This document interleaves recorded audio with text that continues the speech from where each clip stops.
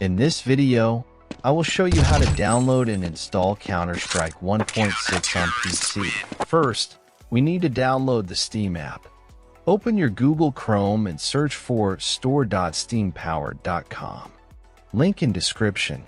Click on the Install Steam button on this page. Once you've done that, at the top right corner of your screen, click on the .exe file and open it. Complete the installation, and once finished, open your Steam app.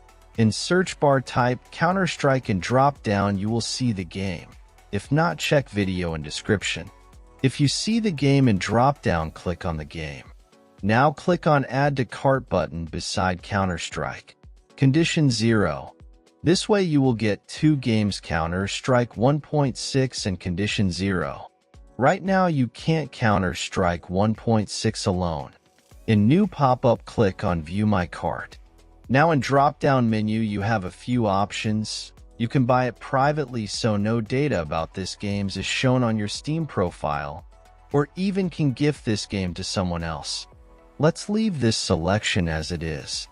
Now click on blue Continue to Payment button. In payment methods, select your preferred payment method and proceed. After you're done with payment, next steps I will show with game I already own. After completing the purchase, go to your library.